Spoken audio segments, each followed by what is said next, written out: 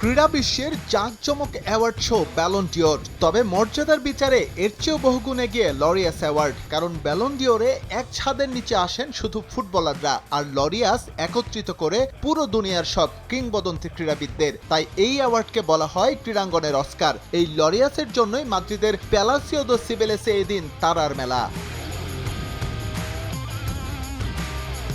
এবারে লরিয়াস অ্যাওয়ার্ডে যে টেনিসের জয় জয়কার হবে তার আভাস পাওয়া গিয়েছিল আগেই। নারী ও পুরুষ দুই ক্যাটাগরিতে মর্যাদার এই পুরস্কার বাগিয়েছেন দুই টেনিস তারকা কার্লোস আলকারাজ এবং আরিনা সাবালেঙ্কা। গেল বছর দুর্দান্ত কাটানো স্প্যানিশ তারকা জিতেছেন ফ্রেঞ্চ আর ইউএস ওপেন। টেনিসের নারী এককে বাজিমাত করেছেন সাবালেঙ্কা।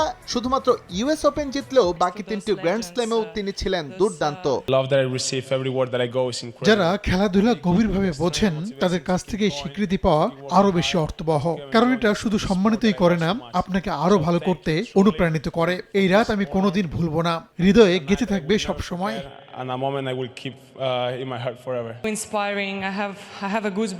বিশ্বের সব কিংবদন্তির পাশে আমার নাম লেখা থাকবে এটা ভেবেই আমি নার্ভাস হয়ে যাচ্ছি। সত্যি বলতে আমি এখনো কাঁপছি। এটা অসাধারণ। যাদের দেখে বড় হয়েছি, যাদের অনুসরণ করেছি, আমি এখন তাদের সারিতে। বিষয়টা ভাবতেই অবিশ্বাস্য লাগছে।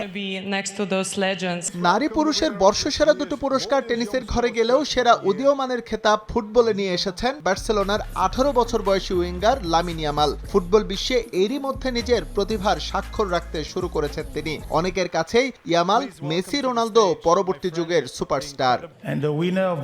মর্যাদার লরিয়াস অ্যাওয়ার্ডে বর্ষসেরা ক্লাবের খেতাব জিতেছে পিএসজি। গেল মৌসুমে চ্যাম্পিয়ন্স লিগ সহ ঘরোয়া সব শিরোপা জয়ের স্বীকৃতি পেয়েছে লা পেরিসিয়েন। আর বর্ষসেরা স্পোর্টিং ইন্সপিরেশন পুরস্কার জিতেছেন সাবেক Real Madrid midfielder Toni cruise.